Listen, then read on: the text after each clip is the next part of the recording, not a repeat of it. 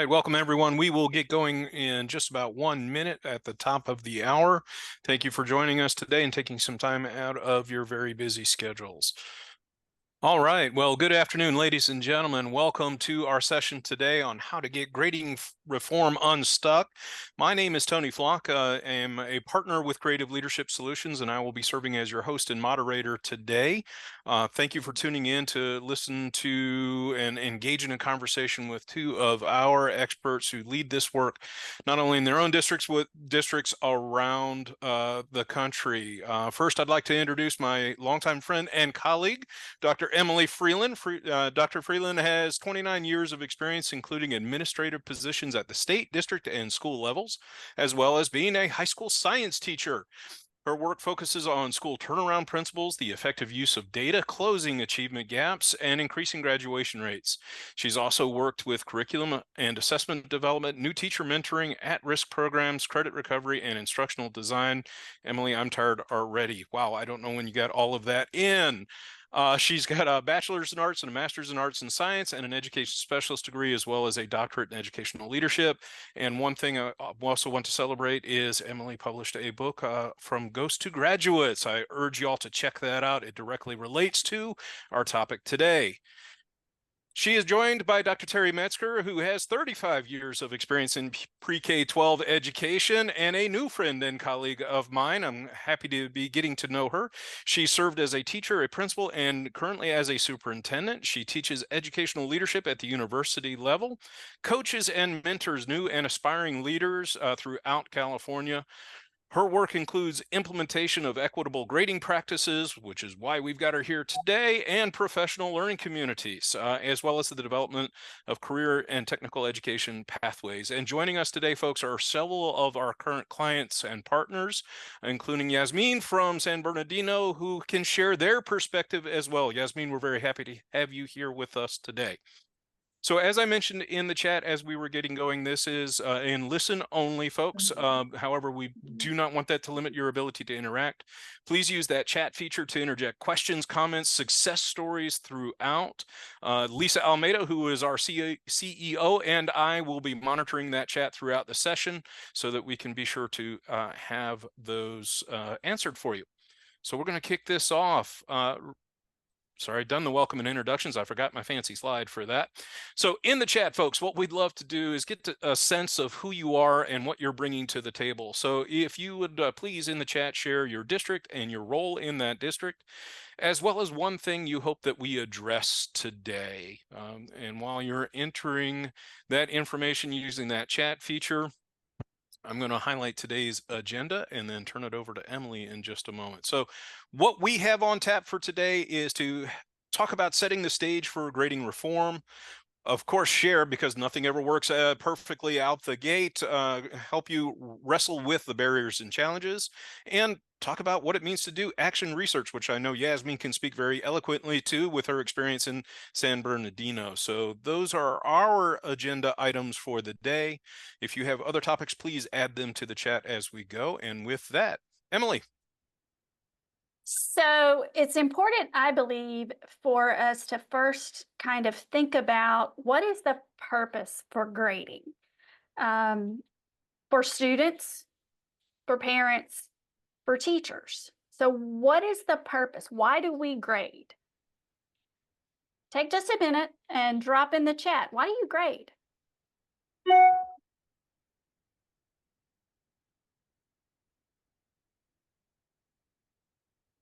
I think they're catching up with us. We're seeing lots of introductions still.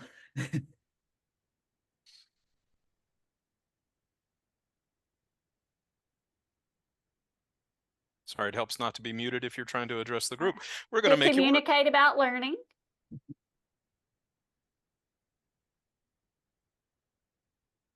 To be equitable. To reflect learning. Yeah. Refine and enhance the practice.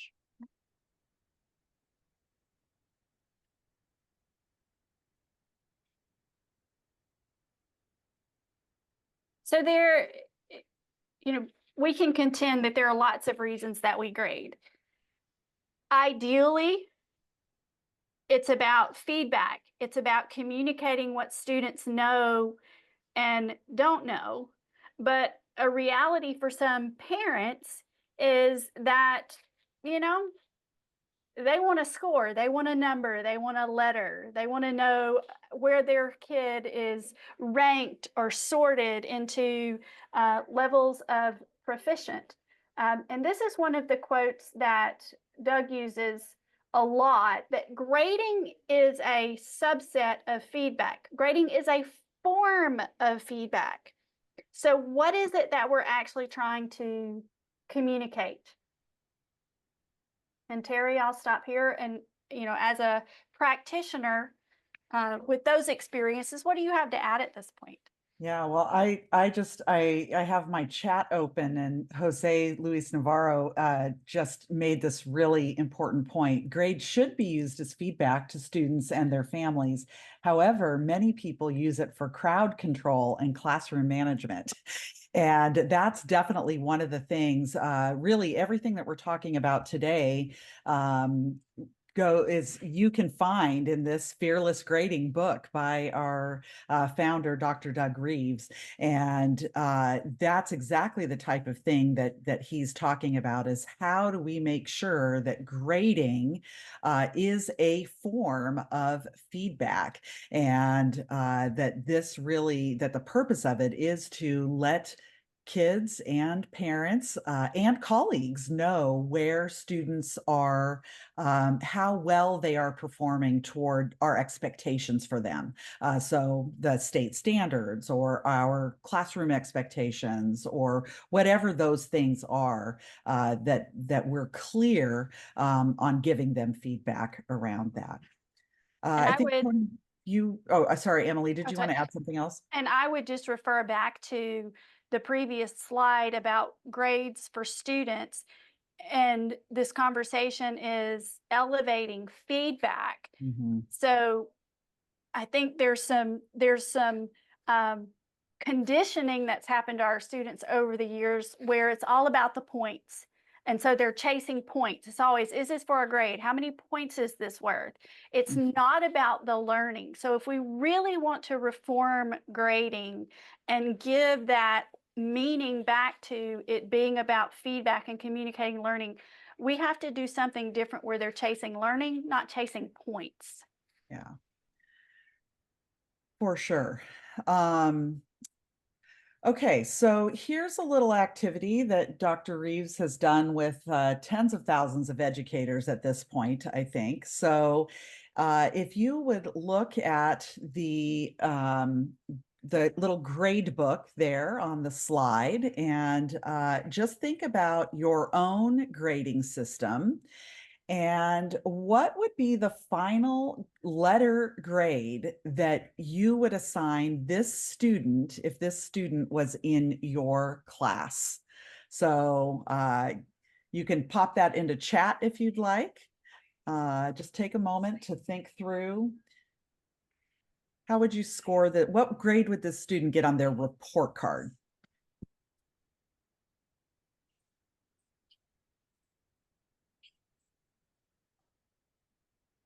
All right, so definitely seeing some responses come through there.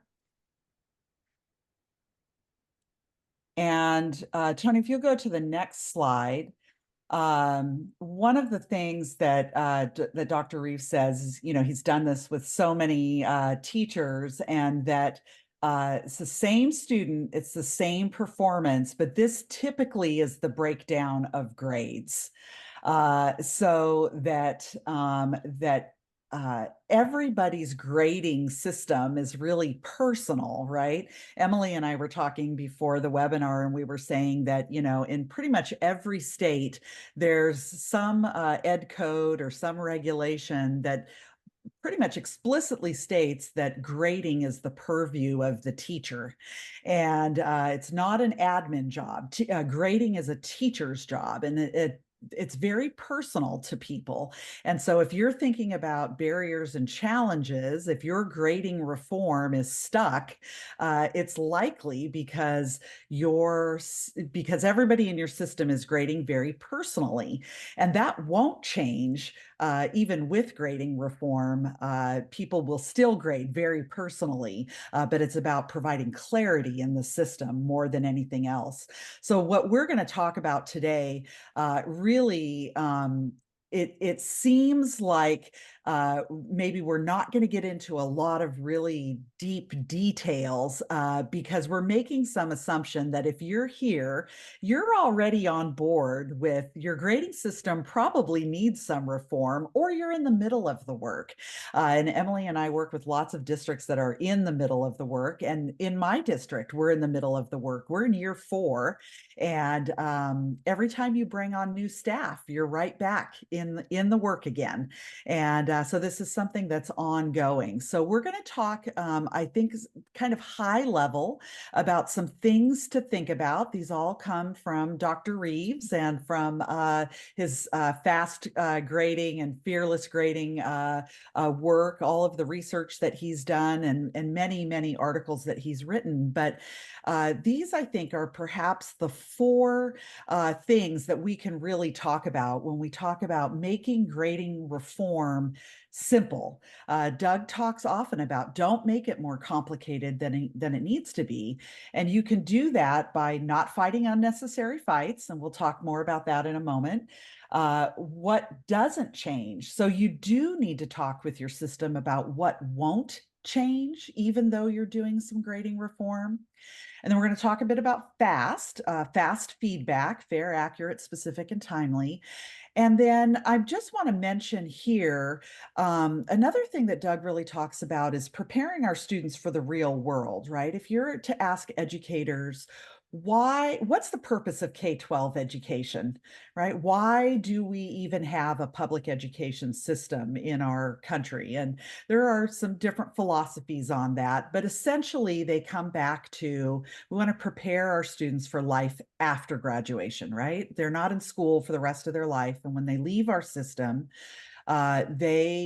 they're going to something. They're going to college. They're going to a career. They're opening a business. They're working at a company. Whatever it is that they're doing after graduation, we need to pay attention to, we, the K-12 system, need to pay attention to what employers and colleges want.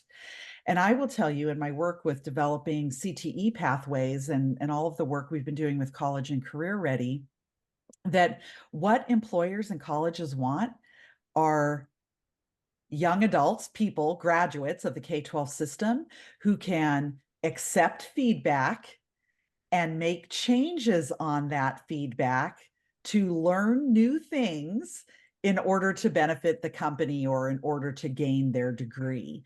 So really thinking about, do your grading policies and practices, do they support what the real world holds for our graduates in the next 20 years, right? Our kids who are kindergartners now, are we preparing them for where they need to be when they graduate? So keeping an eye on that real world piece. So, Emily, how about if I take this one and then you can talk about the next one? Does that sound okay? All right. So one of the things that Doug says is don't fight unnecessary fights. And here's a really good example of that. If grading reform is stuck in your system, it might be because people have strong opinions or strong feelings around things that maybe don't matter as much. So here's an example. When my system started this work, there was a lot of discussion around whether we would have letter grades or number grades, particularly at secondary, right? 6 through 12. And there were a lot of people who felt very strongly, nope, we need to stick with letter grades. And other people said, no, we need to change to numbers because we need to let people know that the system has changed. And what Dr. Reeves says is it really doesn't matter. It doesn't matter if it's an A or a 4. It doesn't matter if it's a C or a 2. What does matter is how do we describe these things, right? That what is proficient in our system? How do we define that? That students have mastered the standard or the set of standards that they are being given feedback on or being graded on, whatever that looks like. So this is an example of don't fight unnecessary fights, that it doesn't really matter if we have letters or numbers. It's perfectly okay. My system ended up staying with letters. So we still have an A through F system. We still have GPA and all of those types of things. But how we defined and how kids get to those letter grades is what actually changed. And those are all classroom practices. So those are things that teachers are implementing within the classroom that as a superintendent, I'm not necessarily dictating, if that makes sense. Right, Terry, I noticed Yasmin was nodding along with you when you were talking about, pick your battles. Yeah. Yasmin, would you like to unmute and talk about your perspective as another practitioner on the panel? Yes, I'm sorry, it was a bell. Hold on for a second as the bell rings. Yasmin, if you could do a short introduction, that would be great as well to expand on it. I think okay. you got a promotion. My name is Yasmin West. I work for Indian Springs High School, Go Coyotes in San Bernardino, California. I work as a program specialist, demonstration teacher, and academic coach for the math department here on campus. And we've been doing this work with equitable grading practices for a while now. I was nodding yes because as I work with the math department and math teachers, the numbers game comes into play often, where they want the specific percentages and they, having those discussions. And I really agree with, pick your battles, because some of the battles are just not worth it. And once you start actually talking about identifying what does proficient look like, what does someone who's progressing, what does it look like, and looking at student work, and then those conversations, you don't have to talk about the percentages, because you get a great understanding of what it looks like for a student to be achieving at a specific level. Yeah, that's so great, Yasmin. Thank you for adding that. And I did notice that in the chat, there was a comment about, how do you help teachers overcome, the fear of change? And that's by, I think that is by helping remove some of these barriers. Like, don't put teachers in a situation where they have to fight for what they're giving. Like, how can you make those things clear up front? Because that removes the fear of change, or at least lessens the fear of change. And then we're a team. We do this together. That it's not one person sticking their neck out, but and that's one of the things that Creative Leadership Solutions does, right? We come alongside teams to help them do that work and to determine, what is somebody said, what's a hill that you're willing to stand on versus something that you can let go. So, all right, let's go to the next one. I think this is Emily. And so Terry talked about this, being clear about what does not change. So we'll move on beyond that, because that's a little bit of a repeat to the next slide, which is all about focus on fair and accurate. Doug emphasizes this repeatedly because there are discussions about standards-based grading. Well, the expectation is that you are teaching the standards and therefore assessing the standards. So then grades would be based on the standards. So there's no need to overcomplicate any kind of grading or reporting system where we're checkboxing, that I think that degrades everything if it becomes checkbox teaching and grading. Mm-hmm. We want things to be fair and accurate. Equitable grading practices also comes up. Well, now we've got another term that we have to define. Fair and accurate. Keep it within that. Fair meaning that whatever the policy is, that it is practice everywhere, that there's not these random pieces pulled into grading. I see, there are a lot of compliance grades that we're putting things in there with bonus points. And did you bring toilet paper to school? And yes, there are still places who are doing those types of things. So we're talking about fair and accurate. And I don't think there's a teacher or a parent or a student that can't agree that we want our grades to be fair and we want them to be accurate. We want them to represent the grade. So whatever the policies are, whatever the measures we're taking, fair and accurate. This is also a place that we typically talk about the grading scale itself, which is a little prickly. And you'll hear Doug say things like ban the average, get rid of the zero, and people, the hackles go up. Then it's like, oh my goodness, what do you mean get rid of the zero? What do you mean get rid of the average? It's all about, are we creating a fair and accurate picture of student learning? And when you throw the 100-point scale up, which most of us use, and look at the levels to be an A, a B, a C, a D, an F. The F occupies 0 through 59. So you have 60 different degrees of failure. But then a D occupies 10 points, and a C occupies 10 points, and a B and an A. So why have we allocated so much to the F? The system is designed to have more students failing than passing.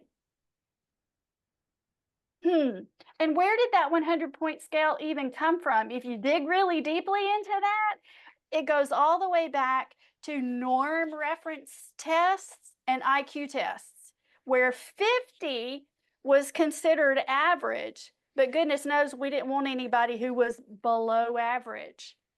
And somewhere along the lines, that got interpreted as being a failure.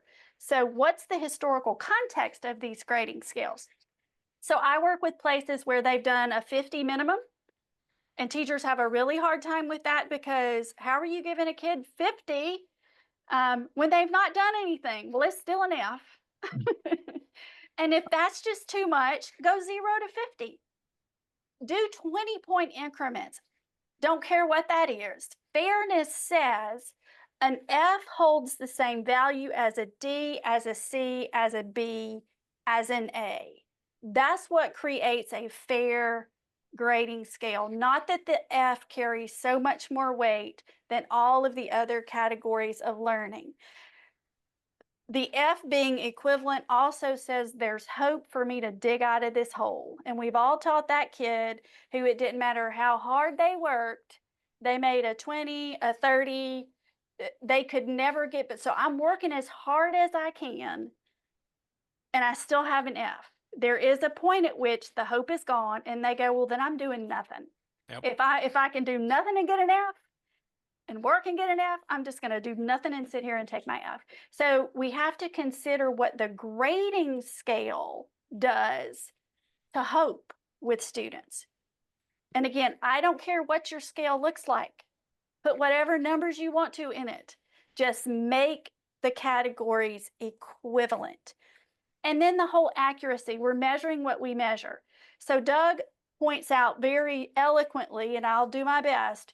So a student has an 88, a student has an 89. What's the difference? He says it's a difference without a distinction. So go back to what Yasmin so beautifully shared with us. What does proficiency mean? Have we even had those conversations? What does it mean to have a B? What does it mean to have a C? It's not about points.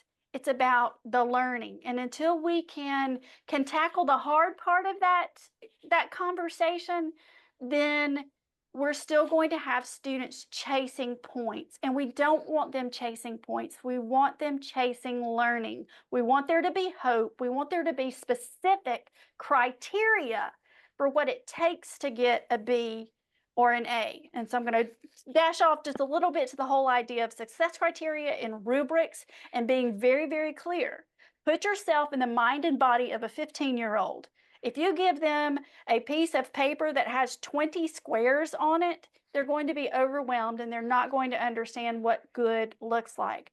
Furthermore, if the 1 and the 2 are not proficient and they're not what I want as a teacher, why don't you put them on there and give the kids the option?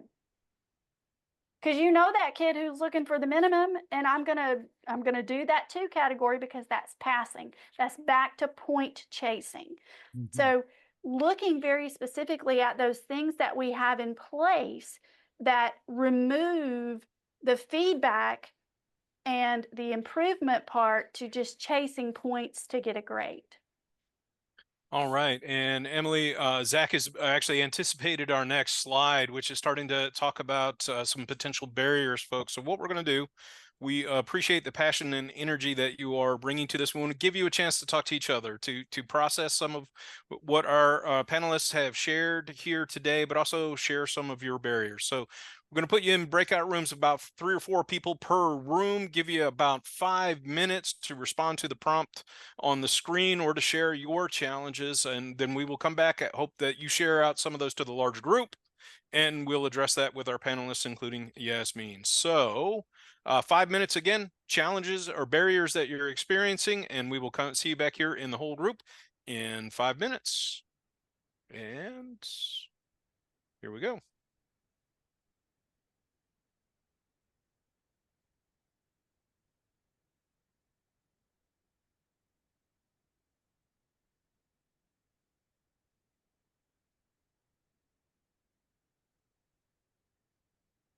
Boy, preach it, Emily. No passion there whatsoever. No, Sorry. I know. I really wish she would.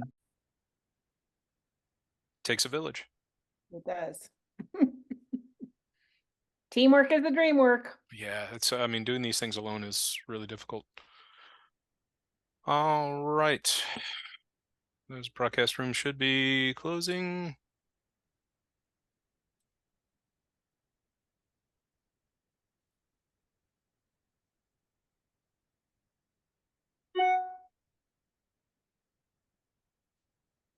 Did we lose folks from the breakouts? Maybe they're still discussing and they haven't come back. Oh, Well, but it should force them to, right? it should. Oh, it's going to close in 18 seconds. Sorry.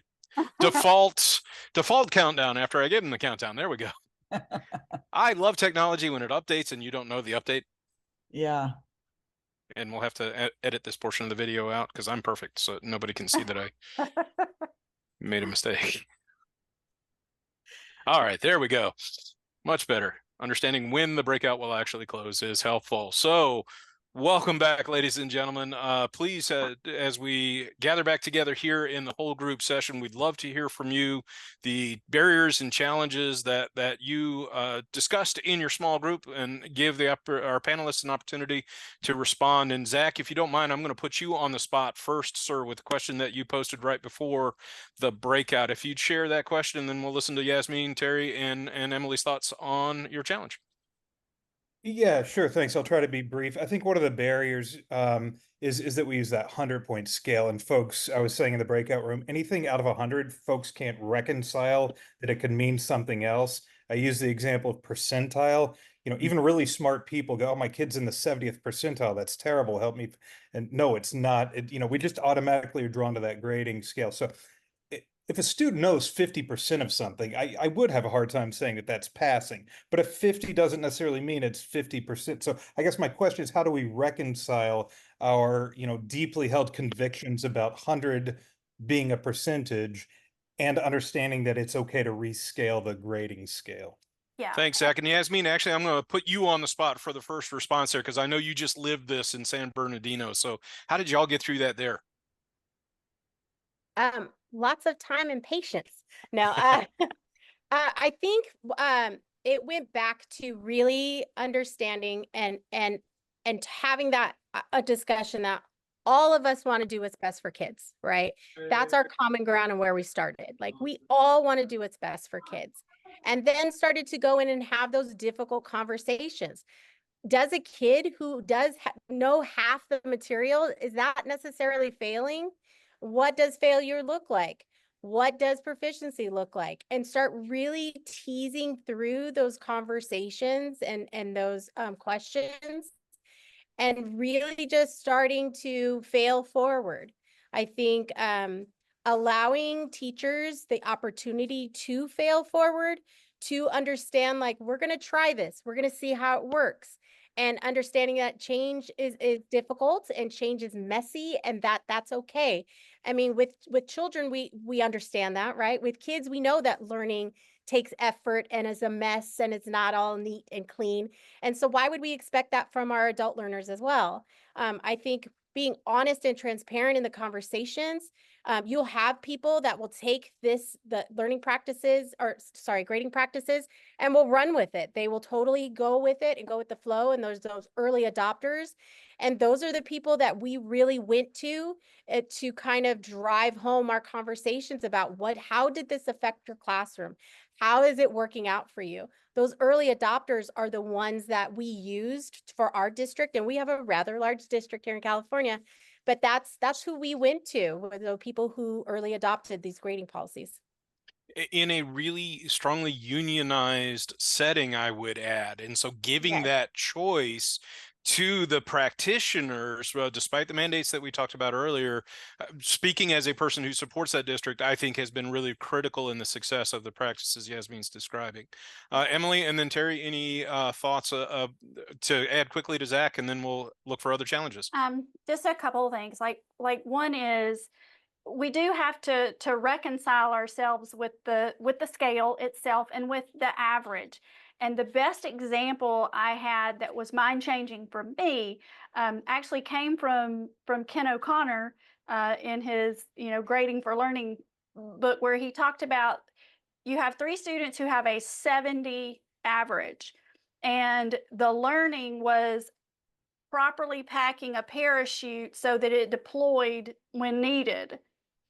The first student started out perfectly, but declined over the course. Another student started out very low and got more proficient over the course. And then there was the kid who was just hit or miss all the way through. They all have the same average. But which parachute do you want to grab when you're on your way out the plane? Mhm. I want the kid who got better and showed that they got proficient at the end, that they really did learn the things that they were supposed to learn.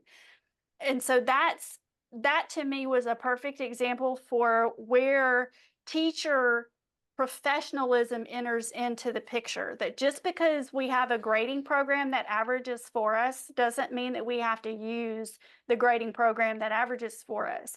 We as teachers know the requirement for learning and what students have earned with their learning, so we can make that decision.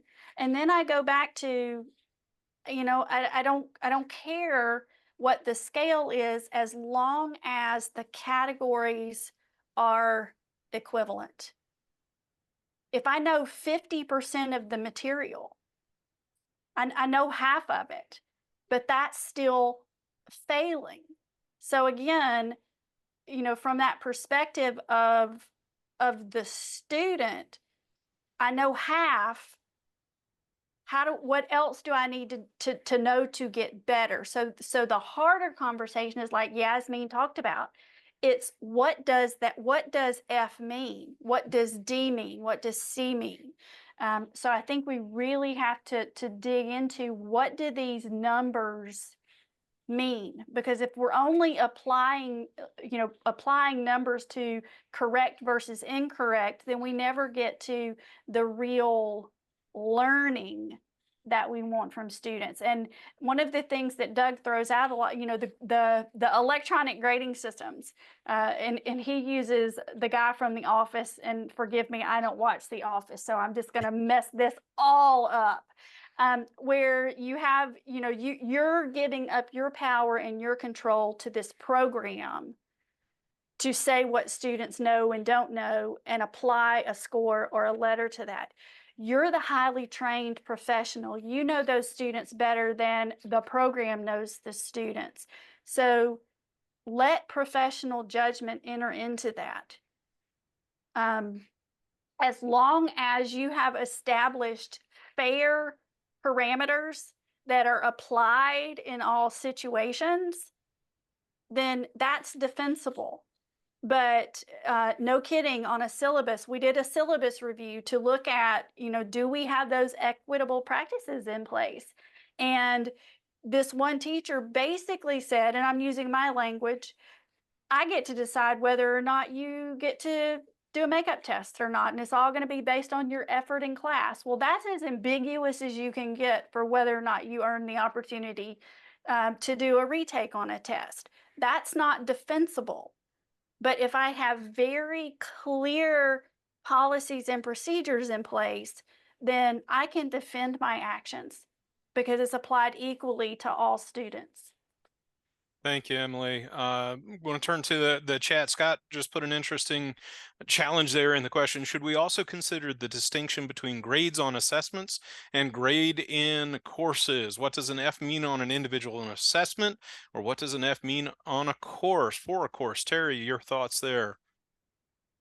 Yeah, that it's a great question. And I think if we continue thinking about grading being a subset of feedback, that we definitely want to look at, and as Emily has said, and as Doug says about eliminating the average, that that we can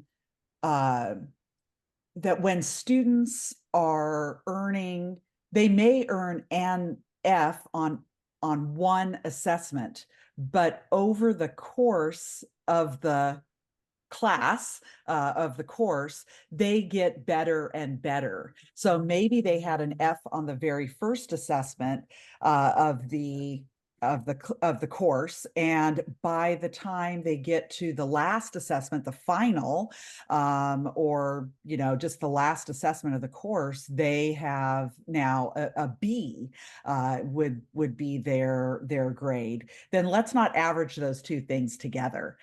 So that is a consideration, and that some that feels easier for some subject matter than others. My history teachers have grappled with, but I'm teaching about this time period at the beginning of the quarter, and at the end of the quarter of the semester, I'm teaching this time period. And so how do can I average those together, or it's not really cumulative over the course of the grading period? So what do I do with that? And so we've talked about, power standards, right? What are the standards that are the through line in your history course? And how do you assess for those every assessment? And then that's what helps you determine your final course grade. So that's an idea, or that's a kind of a sample of the discussions that we've been having that I think relate to Zach's question. Thanks, Terry. I'm going to turn to one of the pre-submitted questions here. I think it's a good point. You're talking about power standards. Which also leads us then to consider those students that we serve with IEPs. And as a former inclusion teacher, this is something that I wrestled with. So one of the questions that were submitted before our session, how do we grade students with IEPs? The argument we deal with is this: students need to be graded according to their mastery of a state standard versus students with IEPs who should be graded at their level of instruction. Otherwise, they would all get a 1 out of 4. So Terry, your first thoughts, Yasmin, to you, and then Emily for a quick wrap up on that. Yeah, that is tricky for a lot of different reasons, but I think the conversations that I've been most involved with continues to go back to success criteria, right? What does it mean to be proficient? And for students who may not be able to show proficiency in one way, can we give them different ways to show proficiency? And so it really is about You know, there are students who really, they do get modified grades, right? They're in a special day class, they're in a mod severe setting, they may even be in a mild mod setting, but they're getting a different level of instruction, and that's kind of a different conversation. But if we're talking about students who are still have access to general education coursework with appropriate accommodations and support, then the question is, if they get that appropriate accommodation and support within the instruction, do they also get that within the assessment? And then are they also graded with those accommodations in mind? So it's a much longer conversation, but I think it really is about clearly defining proficiency and giving kids some different ways to show that proficiency. So what do you think, Yasmin? Yay or nay? You said success criteria, and that's where I was going to head to as well. Yeah. So students who are receiving special ed services obviously have goals written into their IEPs. Those goals tend to be standards-based goals, right? So, I mean, legally, they have to have the goals that are placed in there for the subject areas that they're receiving the support in are standards-based. Now, if you are using teacher clarity and you're writing your learning intentions and success criteria, then you know that there is a process, right? We have a learning progression that happens. And so if you're building those goals based off of that learning progression, right, the students need to be here by a certain time. No, they have not made it up to standards, but they have shown growth. And it goes back to that conversation about students showing growth over time, right, and learning over time. But then you spoke about the accommodations within class to help them, and the structures that we put in class to help students reach those standards that are being addressed in our classrooms. And I really honestly feel like the flexibility in your design in the class and your working with your team as far as for the students concerned, that there should be a discussion on, for the student, what does it look like for the student to show progress? What does it look like for them to maintain or to achieve the goals that are in there? And then what does that mean for my classroom and the grade? It's all about the conversations that we're having and identifying what things look like.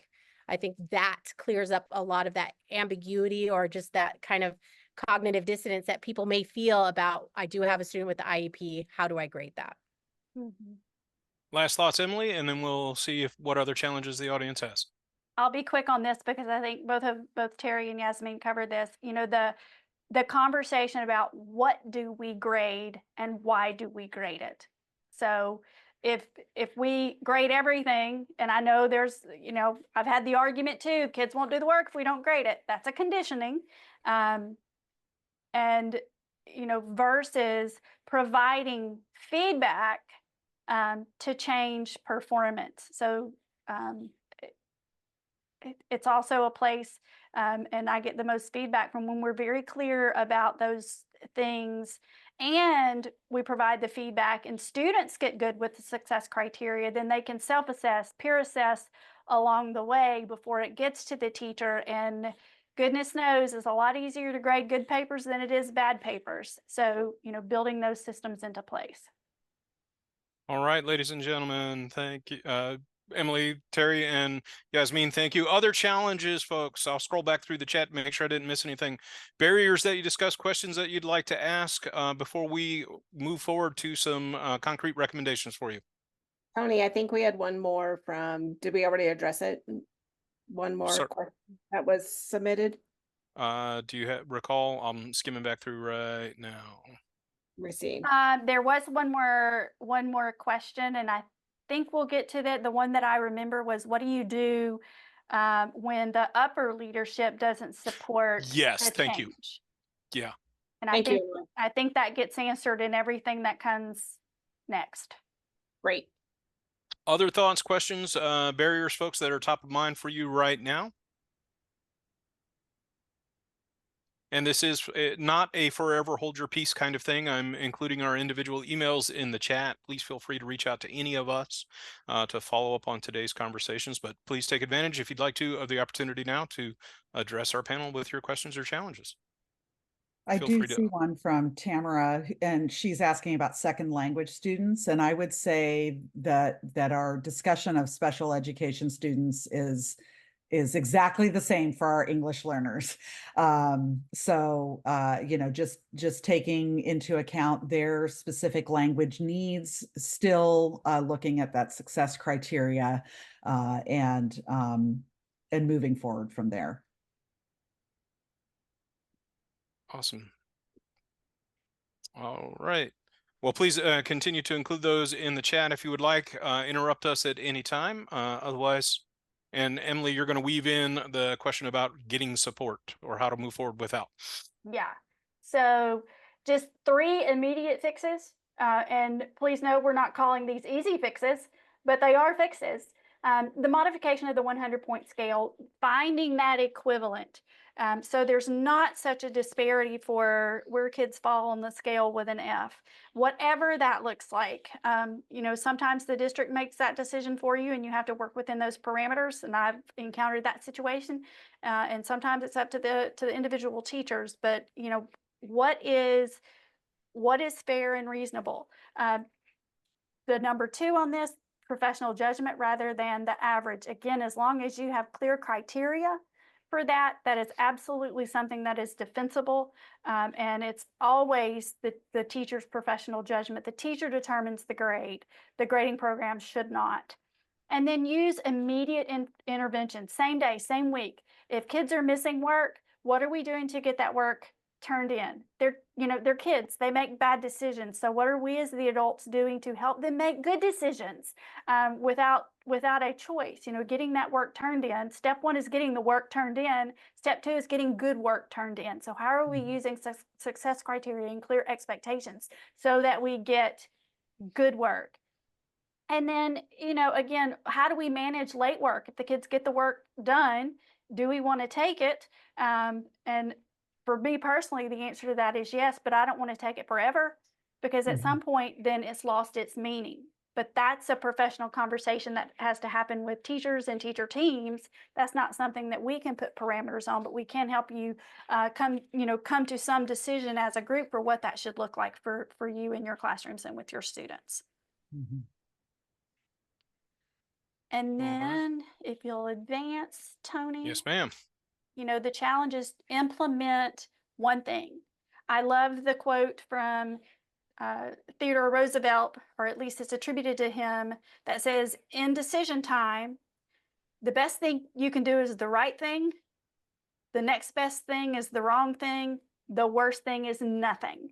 So this is one of those things that just try something. You will know the challenges of your students. You will know how to do that. So just try something. John Hattie says over 95% of what we do in schools has some positive impact. So if the fear is doing something that's going to harm children, that chance is very, very low.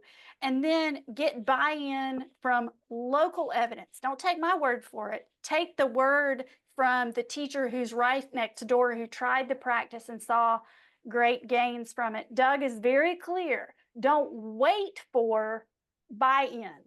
Ask for try-in.